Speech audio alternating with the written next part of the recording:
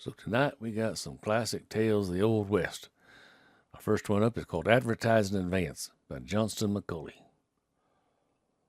In the little town of Rock Castle, at the edge of the desert country, the recognized social center was known as Hank's place. That was as much Ike as it was Hank's, since like Cumway and Hank Redlin were partners. Now Ike and Hank had come to Rock Castle when there was no indication of a town except a few tents and a mining boom. And, like happened then, the boom passed on, but the tents changed into shacks and remained. And it wasn't much of a town.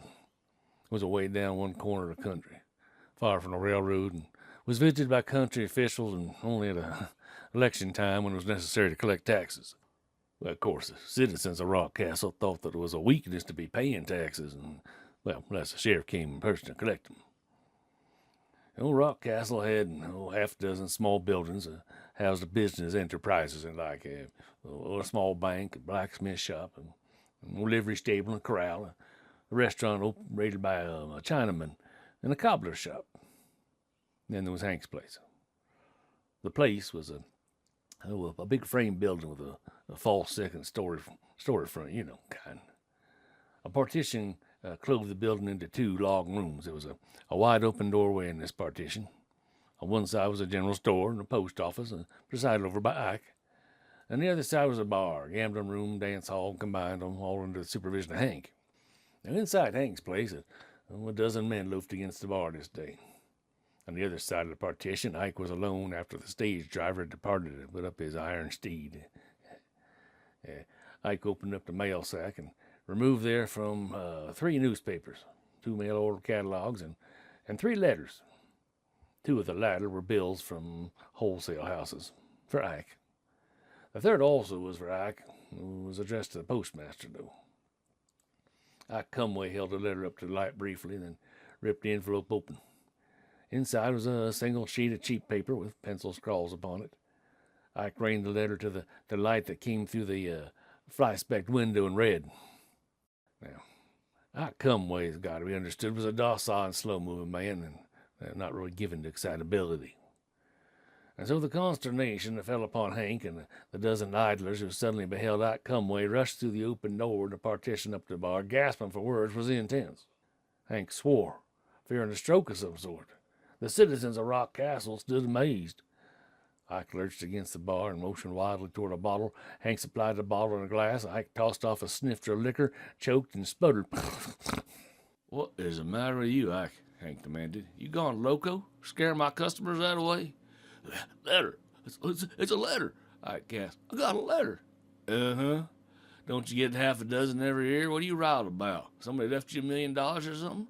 That old claim of Jay Torrance suddenly is saying 50,000 to the ton or something?" Now, Ike Cumway gulped and looked around those about him. He seemed to calm down just a little bit. It's from the Sagebrush Kid." Now, there was a moment of silence while all the men there glanced at one another in sudden fear and wonder.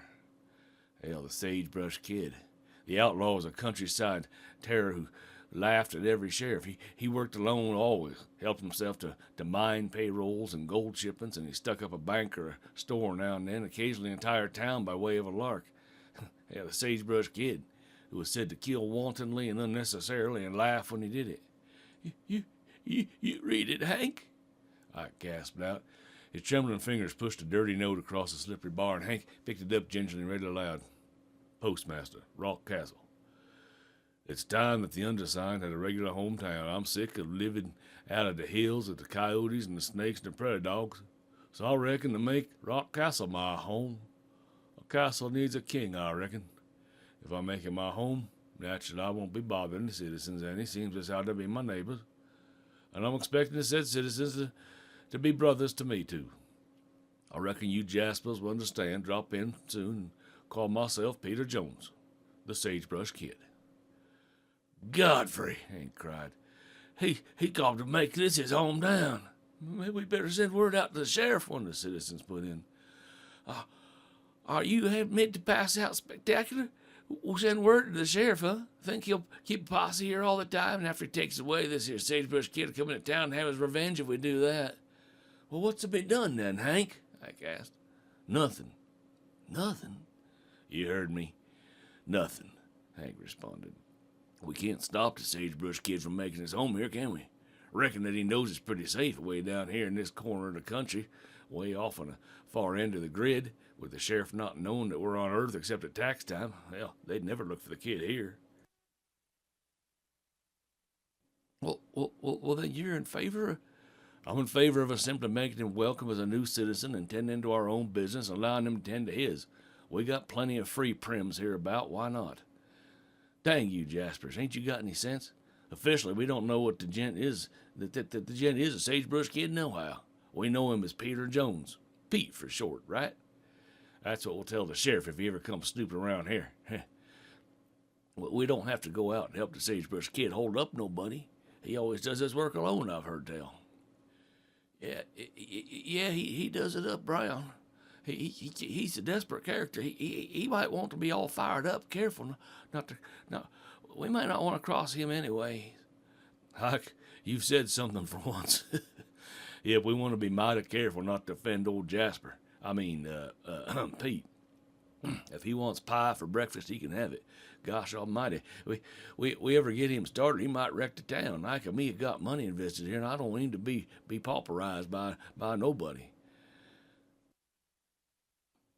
Well, every dust cloud that appeared on one of the trails that led to Rock Castle was a cause of speculation during the next 2 days. But each dust cloud resolved itself into some well-known cowpuncher coming to town for a frolic, or, a rancher after supplies. The Sagebrush Kid was the center of none of them. But a stranger finally did come into town after dusk on the third day. He was a tall, young, slim stranger, and he knew how to ride a horse, and he wore a 6-gun in a knowing manner. His jaw looked lean and tough, his eyes were gray and hard as steel. He dismounted at the corral behind the livery stable, removed the saddle and bridle, he tamed his mount inside, and then he faced the stable owner. I want these things of mine kept ready and carefully, he said in a voice that seemed to cut. Any time I want that saddle and bridle, I expect him to find them right here by the door. Yes, sir, the stable man said, and I'm in the habit of having my boss taking care of a bit extra, you understand? I'll get you. You won't have anything to kick about. I hope not, said the new arrival, fondling the butt of his 6-gun. My name's Jones, Peter Jones. Glad to meet you. Mr. Jones, I hope you like the town. Well, I hope so, too. He said it in a tone that seemed to mean he doubted it. He strolled out in the street and he rolled and lit a cigarette. Then he walked slowly through the swirling dust and sand till he came up to Hank's place where he entered. Hank was on duty with another man behind the bar. A dozen customers were standing in front of it. A dozen more were gambling in a listless manner about. The piano player was thumping the keys of his battered instrument, and a couple of dance hall girls were fooled around as though wishing things would liven up. Hank glanced toward the door as a stranger entered, gulped, and failed to finish what he had been saying. The newcomer stepped up to the bar, pulled off his gloves, and he swept the room and his occupants with a glance that made men quail. And then he faced Hank. Some of the staff, he commanded. Let it be the best you got, which probably be bad enough. My name is Peter Jones. His voice carried all over the room. There was an instant silence. Peter Jones. The Sagebrush Kid. Latest regular citizen of Rock Castle, had arrived in his adopted hometown. Well, no man had ever seen the face of the Sagebrush Kid, allowing him to be such, for he always worked alone and he's always masked. But this man had announced that he was Peter Jones. Had that not been enough, his appearance was. Peter Jones seemed to radiate a hostility, and those nearest him shivered and drew away as speedily as possible. But not so swiftly that the stranger could take offense, you see. He snapped his words. His eyes were rather disconcerting. Call up the crowd. Gents, name your poison. I'm figuring on making my home in this town, and I want to get acquainted. Maybe want a few changes made around here, too. He saluted him, he tossed off his drink, then he tamed and surveyed the room. You ought to make that piano player snap up a little. Piano player needed no further urging. He bent over the keys, his fingers flew, and there was a horrible fear in his heart. He remembered of hearing once that the Sagebrush Kid, angered at a piano player, shot off a few fingers belonging to the musician. "What's that old dance hall girls you got?" "We we got one other, Juanita, half Mex, you know. She'll be here in a few minutes, I expect. I reckon. You have one on the house now, stranger." Peter Jones whirled to confront him. "Stranger, is that the way it is this town cards me?" I mean, Mr. Jones." "That don't go neither. I'm a regular fella here, one of the boys, or else I don't care. Clang for town and may get plumb hostile. Either way suits me. If we're pine to get along, you Jaspers have got to call me Pete." All right, Pete." "Yeah, that's better. Now, I want a room to sleep in and a place to eat." I got a dandy room in the back. I had the man sweep it out yesterday, and another fellow runs a restaurant right across the street. He's a good cook when he's made to be." "Uh-huh. Well, I reckon that he'll be made to be. I'm pretty darn particular about my victuals." He swaggered away from the bar, and he made the rounds of the gambling games, but he took no part. Every time he glanced at the piano player, that individual coaxed added harmony from the old piano. He glanced at the two girls and curled up his lip in scorn, and then Juanita came into the big room. Juanita, dark-skinned, 18, man-wise as ever was given a woman to be, was an alluring picture indeed. Peter Jones walked toward her, and she stood beside a table waiting, though pretending to ignore his presence. Peter Jones looked her up and down. Yeah, you're not so bad, Juanita. Order a bottle and pay, then we'll dance."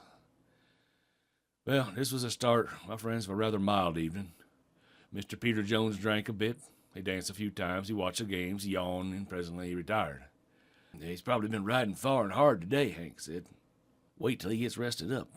He's a lot easier to get along with than I thought he'd be. He'll calm before the storm, though, maybe. Rising shortly after dawn the following morning, Peter Jones went to the restaurant and ordered his breakfast. It appeared the eggs were underdone, the hot cakes were tough. Whereupon Mr. Peter Jones held speech with the cook. That is, he made the speech and the cook did the listening, you see. Then Mr. Jones perforated the ceiling of the kitchen with a slug from his 6-gun. 2 citizens overtook a cook a mile down the trail and brought him back. The morning was spent by the newcomer to Rock Castle in the general store, where shivering Ike scarcely could take his eyes off of the unwelcome guest. Yet Ike really had no complaint. Mr. Jones purchased a couple of shirts and a pair of pants, and he paid for them with cash. That night, after supping and stayed over at the Chinaman's restaurant, Peter Jones repaired to Hank's place. He entered it with his right hand swinging dangerously near the holster at his side. And his eyes narrowed. Half a dozen cowpunchers had come to town from the range, and Peter Jones located them at once. He looked them over. He glared at them, then he turned his back on them. One of the cowpunchers had moved to dance with the fair Juanita, but he did not do so after meeting Peter Jones' eyes. Peter Jones played poker, and he won from men who threw down excellent hands and were afraid to quit the game. He played far, and for some reason he won that too. He danced with Juanita, and he complained that she was old and stiff, and Juanita smiled from a white face and said nothing. It was patent that Peter Jones did as he pleased, and no man contested his right to do so. He went to his room that night at 2 in the morning, and Hank and Ike and the others drew deep breaths of relief and took liquor as medicine instead of to be convivial, you know. "It ain't going to be any cinch having this Sagebrush Kid a regular citizen of this here town," said Hank. "Them boys from the Triple B outfit would have stayed here 3 days and killed their month's pay, but they got scared and went home again plumb sudden." "Yeah, he makes me shiver every time he comes near me," Ike admitted. "I get to remember how many men he's potted just for fun of the thing. Every time he makes a move, I think he's going for his gun." Half dozen men wanted to dance with Juanita. I was afraid to do it. Juanita always makes them buy wine. Hell, I'm losing trade to this guy. I had to toss down an ace full fearing to call him on it," said one of the punchers. "All the same, I want fresh apple pie for breakfast," complained the Chinese cook from across the street. "And I'm feeding this hoss hand-picked goats and shivering all the time," declared the owner of the stable in the corral. "Well, he ain't started yet," Hank put in. "He's only just getting acquainted, he told me. Tomorrow he'll be livelier." Hank's prediction proved out true. Peter Jones emerged from his room the following morning like a new man. There was a glitter in his eyes. He swaggered with a surplus energy. "Morning," he snarled at Hank.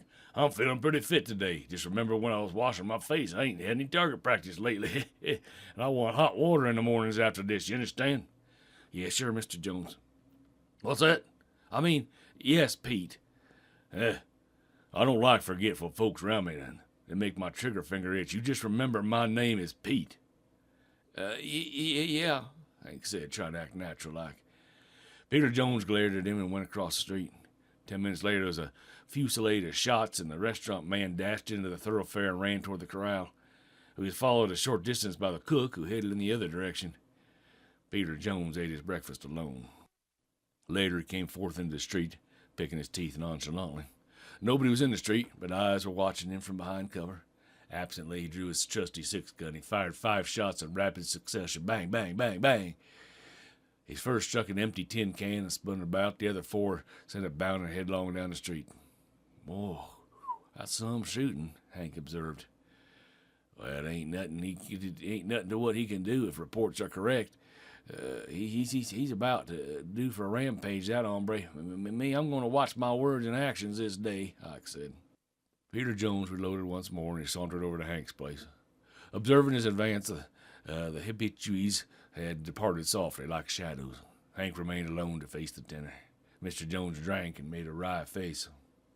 I want some liquor. I want some better liquor over here, and I want it by tomorrow night. You understand me? You better send out by the stage and get some down here pronto. While we're talking, let me give you a little tip. You're just about the boss of this town, Hank. What you say goes. So I'm holding you responsible. If news of me being in Rock Castle gets out and that Sheriff Colley's comes pestering around here, you handle this town rough for betraying me, and start on you I will. Hank grew pale, struggled for breath. I'll do all that I can to keep it quiet, Pete. But them cowboys from the Triple B, they might be going to town. They was right down sore because you spoiled their fun. They're right down lucky I didn't spoil anything else for them like the rest of their lives. I never did like cowpunchers much, or miners, or stage drivers, or gamblers, even storekeepers and bar owners. Hell, I don't like anybody much. Peter Jones thereupon departed. Watching the population saw him walk to the end of the street, and they took long and earnestly toward the hills. That Jasper's planning something, said Hank to Ike. Ike grinned. Me, I don't care what he does so long as he don't do it in Rock Castle. If he try to hold up and get plugged for keeps, hell, I wouldn't grieve none. Get plugged for keeps. Didn't that mine guard shoot him at point blank a month ago and never make a dent in him? I'm right down sorry he ever came to this town. What are we going to do about it? Ike implored. We don't dare go gaming for him. Well, hell, I reckon not. All he wants is an excuse to start wolfing, son. But what can we do? Well, I reckon the only thing that'd be beneficial would be prayer. And for the life you've led, Ike, I don't guess your prayers would get immediate attention and action up at headquarters, if you know what I mean. The discussion ended abruptly. Peter Jones was indulging in marksmanship again. It appeared that he was coming back down along the street, shooting as he came. He never fired the 6th shot, it was noticed. Always saved that one to use in case of a dire necessity, you might say, and he reloaded frequently. Standing in the middle of the street, he shot out the windows of the store while I growled in horror. Dang his hide! I'll have to send the county seat for more glass and have to board up the windows while I'm waiting. You better board them all up and keep them boarded. Good gosh, here he's coming in here again. Ike faded through the gap in the partition. The others did the same, leaving Hank alone again. Mr. Jones came in from the street and walked up to the bar, motioning for the bottle behind it. I gotta see Ike, Hank, and paying for them windows. I don't do any damage in my own hometown without paying for it. It wouldn't be right, but I naturally gotta shoot at a shiny window when I see one. Hell, I'm marked that way, I reckon. I never could help it. A shiny window to me is like a red brag to a bull, you know. Well, Ike's windows ain't ever any too shiny, Pete. If you took a shot at every fly speck on him, you'd be sure to use up some ammunition. Peter Jones suddenly looked malevolent. I don't like jokes and funny sayings. Peter Jones remained there for a time and then departed again. He got his horse. He rode up toward the hills. He did not return until dusk. He's planning some depredation, Hank declared. Ike, he's got fire in his eyes. I seen it. Reckon any of the boys will take a chance to try and plug him? But would you? There can be only one answer to that. After supper that evening, Mr. Jones walked in from the street, picking his teeth again, and sauntered up to the bar. Hey, you know where you can get a good cook, Hank? I don't like to deprive my fellow citizens of food, or me either, but I'm pining to shoot that dang cook over there day after tomorrow. So you better get a line on a new cook. Uh-huh, Hank granted. I don't like the way you said that, Hank. Don't you go to get tired of me mad at you, boy. I ain't tasted blood for 10 or 12 days, and I'm getting thirsty, Hank. He turned his back to the bar, and he surveyed the room. At once his gun was out and spat flame. The bullet whistled past the head of the piano player and buried itself in the wall. The piano player went through the nearest open window. Whoopee, I feel a wolfing spell coming on, Peter Jones yelled. Anybody want to fight in a duel? Well, needless to say, there was no takers. Peter Jones shot out a window, smashed a couple of bottles with bullets, and calmly reloaded and purchased himself another drink. He gambled and he won. He defied any man there present to dance with one of the girls, especially Juanita, though he would not dance with them himself. He even crossed the other side of the partition and played dyke until that worthy was on the verge of a nervous breakdown. The three men of the range wandered in at a late hour. They received a hostile reception and went forth again to ride back to the ranch and spread the news that the Sagebrush Kid had taken up his residence in Rock Castle and was dang near terrorizing the town. That information already had been spread by others, including the stage driver himself. But the sheriff had not come out to make an investigation, nor did he send a deputy. Peter Jones continued to rule that town until almost dawn, when he barricaded himself in his room and fell into deep sleep at last. The next night, his evening meal consumed, Peter Jones sat down at a table against the wall in Hank's place. He seemed to be brooding about something. I know the signs, Ike whispered to Hank. Calm before the storm. Me, I'm going to shut up store early and get to my room. I ain't going to be present when those fireworks start. You coward, Hank hissed at him. A man came in from the street, and Hank, who had heard a horse stop in front, turned quickly, expecting to see some puncher from a nearby ranch. Instead, he beheld a tall stranger. The tall, slim man with shoulders like a giant. He was dressed as for hard riding. His face was leather-colored from exposure, his eyes black and piercing, and he had an uneven mustache. Hank mentally cataloged him as a tough customer. He glanced over the room and then strode to the bar. Peter Jones, sitting with his back against the wall, seemed to give him no attention. The newcomer waved a hand, and Hank set forth a bottle and a glass. The new stranger drank, wiped his lips with the back of his hand, drew out a six-gun slowly and deliberately. Then he spoke, and his voice shattered the din. There's the knock-kneed, bow-legged son of a lizard that calls himself the Sagebrush Kid. Where? Shh, he's sitting right over there. And why should I shush? I want to see this here Sagebrush Kid I've been hearing about. He whirled and he looked around the room. Men had terror in their faces. There could be but one outcome to this. The Sagebrush Kid, alias Peter Jones, would arise from his chair, shoot down this daring one, and then probably start a rampage because he'd been insulted in his own hometown. You, the stranger indicated Peter Jones with the forefinger, get up and step right up here to the bar. You stand right here in this spot, you worm. In that breathless silence, Peter Jones rose and moved forward slowly. Every instant they expected to see his hand come up spitting flame, to see this daring stranger crumple on the floor, his lifeblood ebbing away. Peter Jones moved across the bar and went slowly along it. He stood on the spot the stranger had indicated. Are you, demanded the man who come out of the night, the misguided hombre who came to this town posing as the Sagebrush Kid?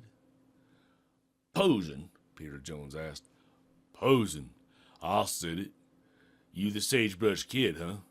Why, you knocked down spavined ape, I'm the Sagebrush Kid, dang your hide, and I'm right here with a gun ready to prove it. I heard rumors about the same Jasper coming here and posing as me. Now, you just wait a minute, Peter Jones suggested, appearing to tremble. Indignation surged into the hearts and the brains of the citizens of Rock Castle. So they'd been sold, had they? This man had pretended to be the Sagebrush Kid and made fools of them. They hoped the real Sagebrush Kid would shoot him down. It was only all in fun, stammered Peter Jones. Are you really the Sagebrush Kid? I am. Why, nobody ever saw his face, I say. Maybe you're just fooling these folks, like I did. What's that? I'm a Sagebrush Kid, all right, and everybody here better believe it. Well, some of the citizens of the Rock Castle were creeping furtively toward the door. Hey, don't be leaving now, gents. You stay here and you see the fun. Only in fun, Peter Jones repeated. You should have been here. Just 'cause they thought I was a Sagebrush Kid, they fetched and carried for me like good little boys. And I'm praying that this real Sagebrush Kid lets us get our hands on you, Hank exploded. It was fun, Peter Jones told the Sagebrush Kid. I chased the cook out of his own restaurant and made him give me pie for breakfast, and I shut out the windows just 'cause they thought I was you, the Sagebrush Kid. I've a mind to forgive you, he told Peter Jones. Have a drink in the house while I think about it. I reckon the two of us together could just about run this town. Oh, you could do it alone, assured Peter Jones. What else you make 'em do? Well, they stepped high and wide and pretty, said Peter Jones, just 'cause they thought I was a Sagebrush Kid. He emphasized that point like a man talking for his very life. They quivered every time I come near 'em. Yeah, I'm hoping this Sagebrush Kid don't kill you, that's all, Hank growled. Kid, you ran this skunk over to us. Why? Sagebrush Kid asked him. He got away with it, didn't he? Wasn't a man with guts around, I reckon. You take another drink, feller, and we'll have some fun. I'm feeling a mite like busting up this town. Peter Jones stepped nearer, filled his glass, being careful to wait until the Sagebrush Kid had taken his amount of liquor. Good joke. Then Peter Jones did a surprising thing. He dropped his glass. His tight hand darted forward and snatched away the revolver of the Sagebrush Kid, which he had been holding lightly. He sprang backward, covering his man. The Sagebrush Kid choked on his liquor and looked bewildered. High up with them. Now keep 'em there, Peter Jones commanded. Sagebrush Kid, are you? All right, I want you, kid. I'm Peter Jones, real name, new deputy sheriff. You're going to jail, kid. You? Only way to get you, Peter Jones said. He snapped the handcuffs on the wrist of the desperado before the Sagebrush Kid could move. No man ever seen your face, so you couldn't be identified, but you walked right into this trap, Mr. Sagebrush Kid. Your curiosity got the best of you, didn't it? You had to come and see what's going on, didn't you? You, sir. And so I got you, Deputy Sheriff Peter Jones said. We'll be starting for the county seat and jail as soon as the moon's up. Silence for an instant, during which realization came to those in Hank's place. Then a bedlam of voices and cheers. Hank turned to Ike. I suspicioned it all the time. Ike looked at his old partner without batting an eyelash. Yeah, I'm a liar too, Ike said, but not such a good one as you. That's the story of the Sagebrush Kid. Welcome to our friends that just joined us. I think we got time for one more story here. Boom! In a thunderous salute, which hurled the shattered rock high in the air and sent the roaring report far among the sunlit Arizona hills, the heavy charge of dynamite exploded. Then old Milt Gooding, tall, raw-boned, and grizzled, who from a safe distance had waited for the dynamite to go off, started forward along the hillside, his two burros, Mercury and Zulu, tagging dog-like behind him. Now perhaps the shot which had blasted off the top of the outcrop had disclosed pay rock, or possibly eye-opening bonanza. The cleanings of Milt had scraped from the drill holder, and the drilling operations had been decidedly promising. Prospector of pretty much his own type was Milt Gooding. He might have been called, inaccurately enough, the highbrow prospector, for he had a wide knowledge, both practical and theoretical, of chemistry, assaying, mineralogy. Of this knowledge, though, he said little, not because he had anything to hide, but simply because he saw no need of talking about the accomplishments of which he had made so little use. 15 years before, on this same day of the month, he had come to Arizona from the north. A week later, he bought two burros, calling one Mercury and the other Zulu. He had them outfitted for a trip into the hills in search of ore, preferably gold, silver, or copper. Mercury was then an alert, medium-sized, mouse-colored animal with great long ears that stood up proudly, whose large fawn-like brown eyes missed little that went on right about him, while Zulu considerably bigger than his mate, with a wiry coat much the color of dull slate, and a great donkey head, looked solemn and wise.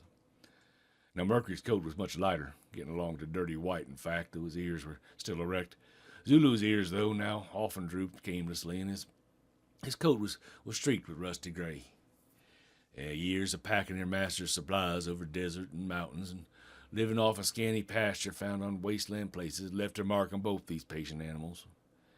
Yet no more than on old Milt himself, whose close-cropped beard was a grizzly gray and whose bony shoulders were stooped. Milt was 65, and he felt every day of those years. To many men, living with all the comforts, 65 was simply getting on. But for one who had led the life that old Milt had, rolled up in his blankets on the ground in all kinds of weather, well, hell, 65 was time to knock off and take things easy. Perhaps the day was close at hand when Milt could do that. The outcrop that he had just drilled into certainly had looked good.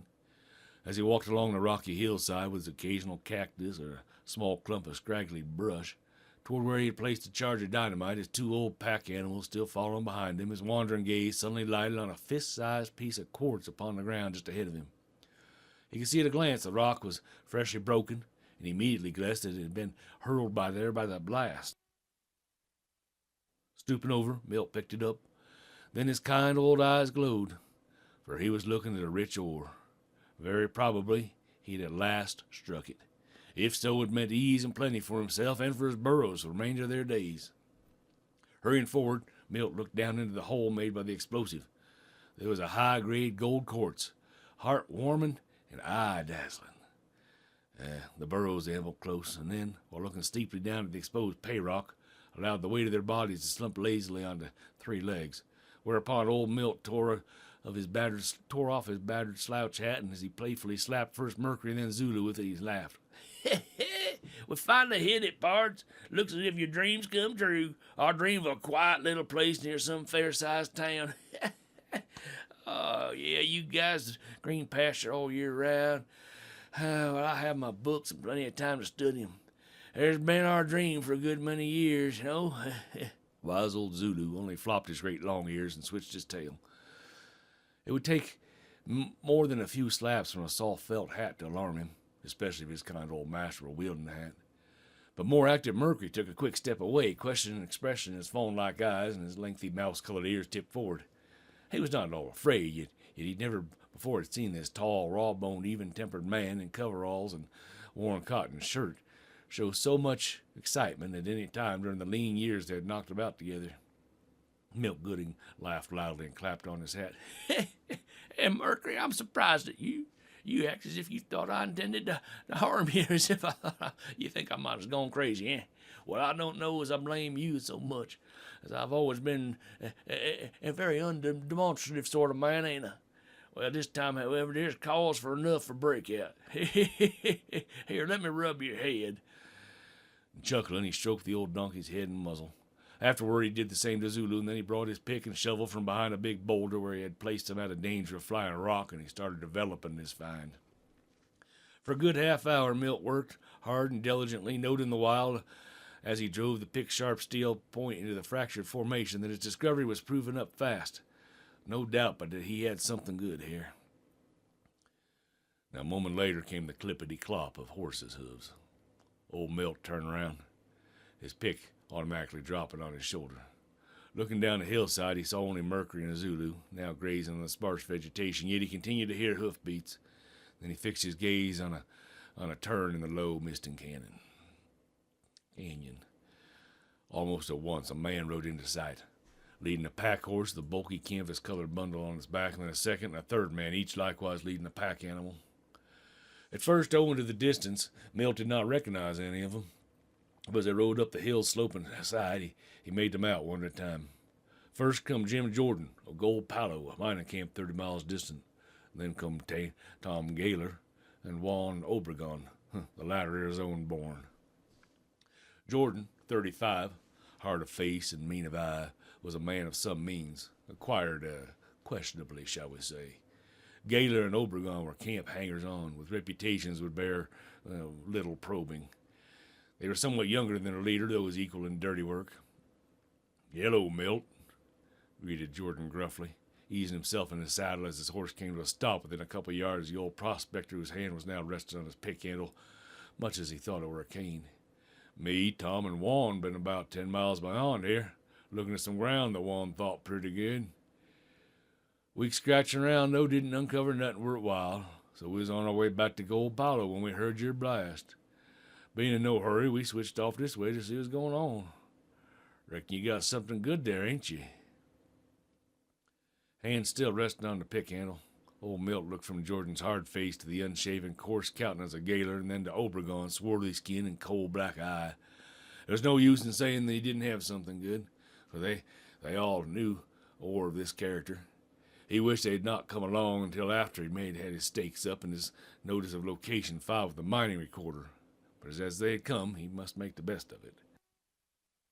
So, Milt said as casually as he could, "Yeah, Jim, I got something pretty fair, all right.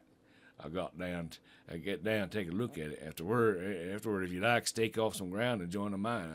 I'm not going to take in a great deal."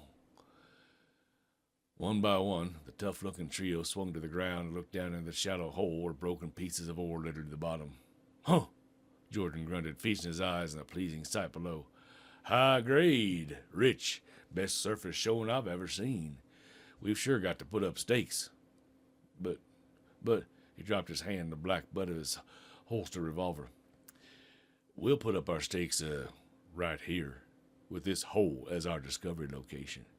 We was working here when old Milt come along. Who's to prove we wasn't? It'd be the word of 3 against 1. No, you can't do that, boys. This is my discovery. You let me stake off what I want and then join on to me." "Ah, shut up. We'll take away 1. You can have what's left." "No, boys, that's not fair. I'm entitled to what I found, but He wanted to have at least a share in the ground. well, I'm willing to split it up, a fourth to each one of us."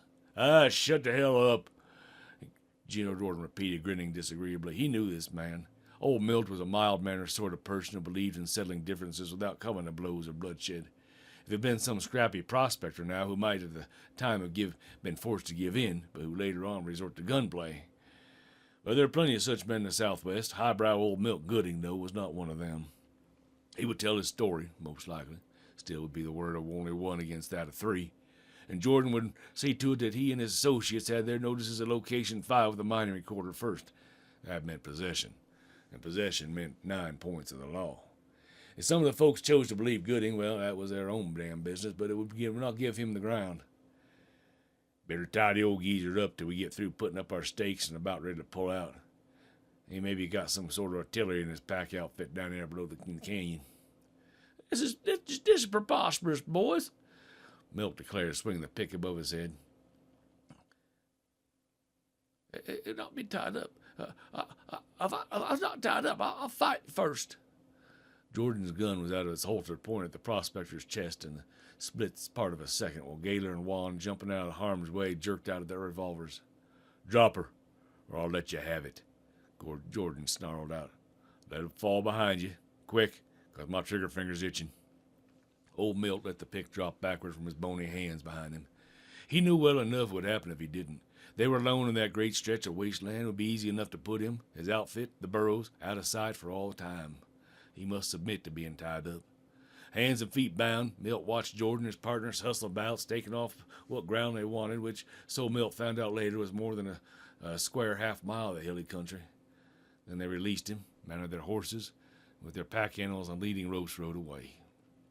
Hoping that even yet he might, through process of law, checkmate the jumpers, old Milt staked off a good-sized piece of ground, posted his location notice at his original discovery hole, hurriedly cooked some supper, and then headed with his burros packed light for Gold Palo. And the moon was beginning to top the hills as he had left his camp behind it. It was noon next day when he walked into the recorder's office to find that Jordan and his partners had been there hours before. Still, Milt went ahead and filed his notice, paid the recording fee, and told his story. He knew there was law in the land, yet, even though many believed he told the truth, he could not, against the evidence produced in court, the word of 3 against him, prove the ground rightfully belonged to him. Hard though it was, he blamed no one but Jordan and his partners, and he went back to prospecting again. 6 months later, while in the hills some 15 miles from where he'd made his first big strike, He ran across another prospector, told him that Jordan was now the sole owner of the ground, which he had named the treasure box. "It come about this way, as near as I could put it together," the prospector explained. "Liquor, cards, dirty work, which is Rankin, Gaylor, and Obregon good and plenty." "Well, they won't take it the same as you done, Milt. They're sure to get warlike. The Mex with a knife, maybe Gaylor with a gun. Jordan ought to know, but he's such a low, grasping crook. Reckon he's clean overlooked what's likely to happen to him. Well, for my part, I hope he does get slaughtered. It'd be a heap better. Be a heap better for the country if he did.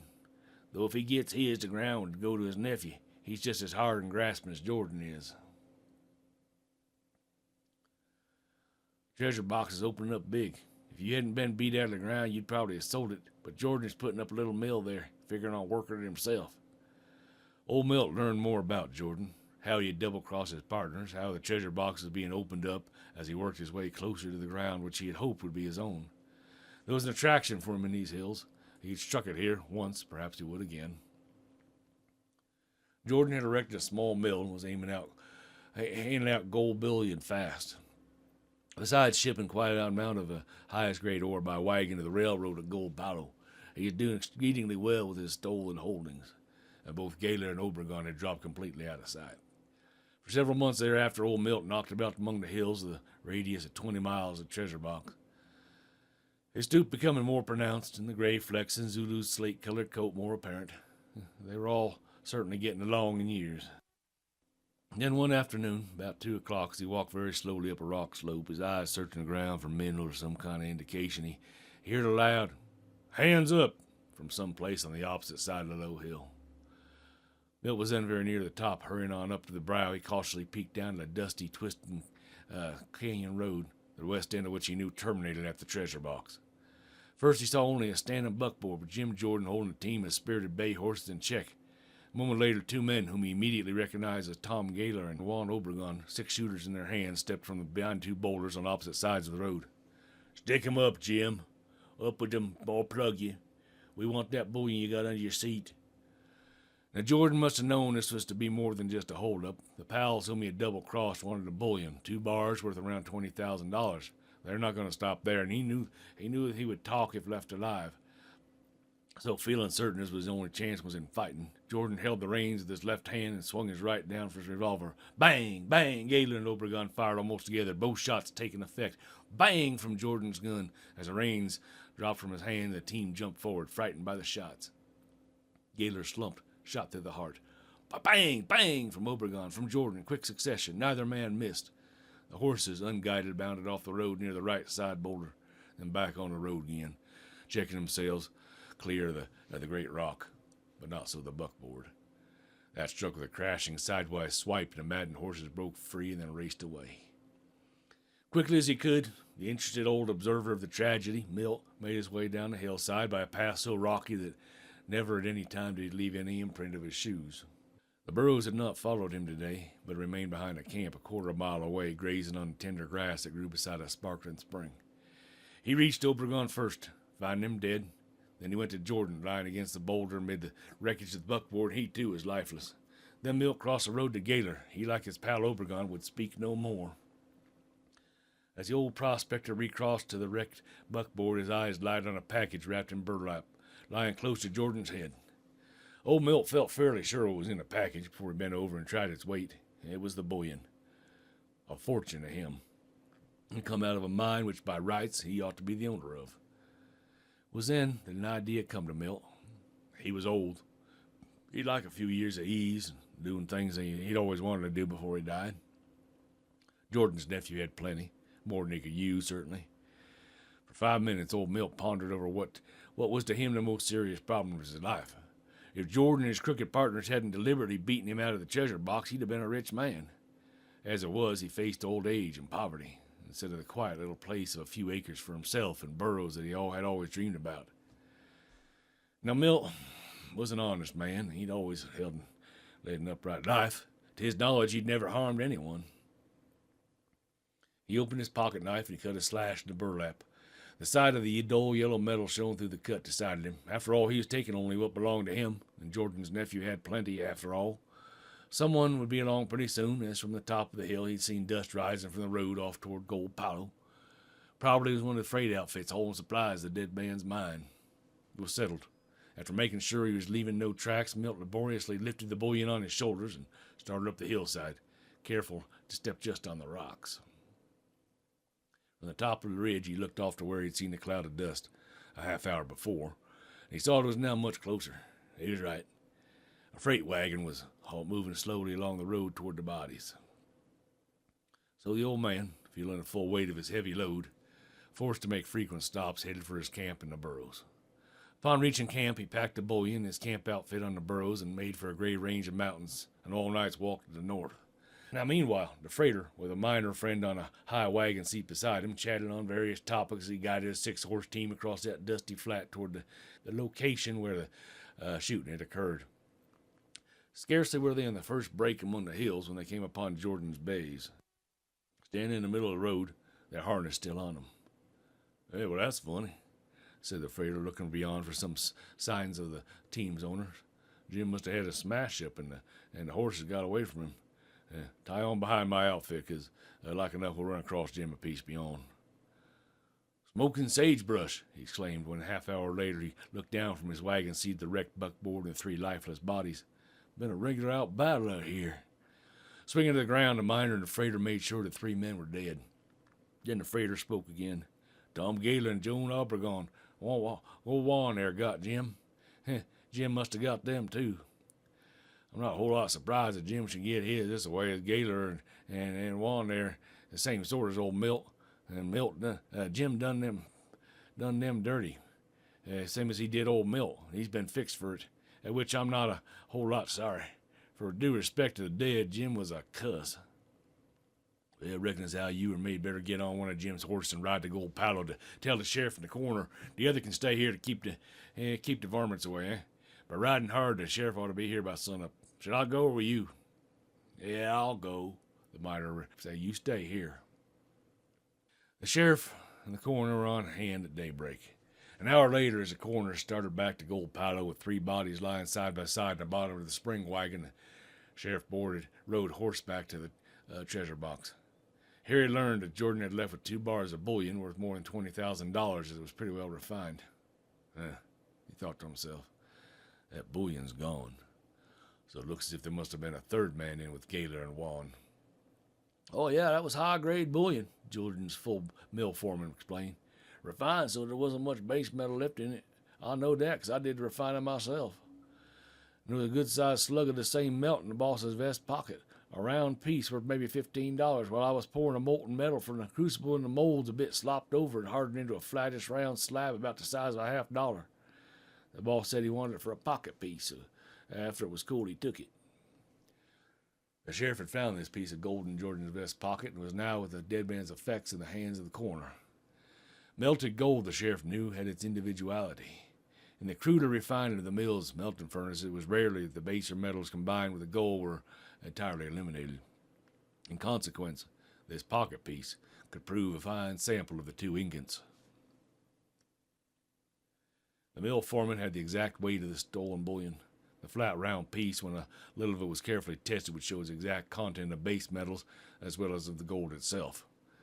Ore and metal buying agencies, the banks and mints, could be advised to watch out for the missing bullion. In time, perhaps only a week or 2, the man who made off with the golden ingots would be nabbed. In the course of the next month, old Milt walked into Gold Palo, loaded his burros with fresh supplies, and went back to the mountains.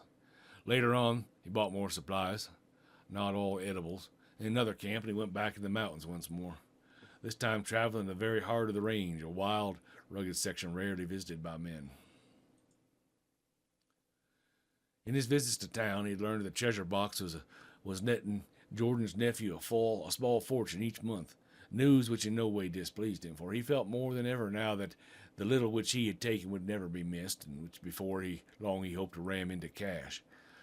2 more months passed, and then one afternoon he slowly drove old Zulu and Mercury, their packs flat down Gold Palo's main street to the bank, which he shortly after entered. 2 heavy soiled canvas sacks were on his shoulders. Going straight to the manager's office, he laid the sacks on the floor as he explained, Yeah, I got some gold here. I'd like to have you sell for me, if you will, please, Mr. Hornsby. Some that I found way back in the Globe Mountains. It all came from a small freak placer deposit at the head of a little canyon, you know. Apparently I got all there was, for even with systematic prospect, I could not find no more.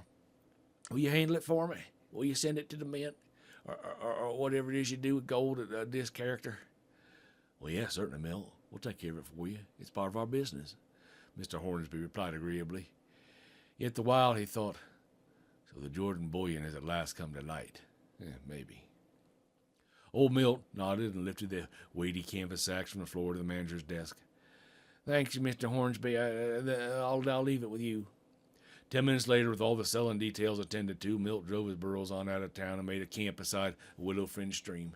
At noon, as he prepared his simple midday meal, the sheriff and the bank manager were in close consultation with the latter in a private office, and canvas bags lying open on the desk in front of them. It may be the same stuff, said the sheriff. Yeah, it may be the same stuff, all right, the manager agreed thoughtfully. Still, for old Milt's sake, I hope that it's not. And as you say, he may have cut the bars up in little pieces or in some way melted them so they're now nothing more than nuggets. Running his hand into one of the sacks, the manager took out several ounces of granular pieces of gold, ranging in size from grains of wheat to kernels of corn, and held them out in his open palm. The sheriff looked at them carefully. Then, selecting the largest specimen, he remarked slowly, Yeah, this looks like the real thing. Maybe the test will tell. If this is Jim Jordan's bullion, it'll be mighty close to the same as the little chunk found in Jim's vest pocket, won't it?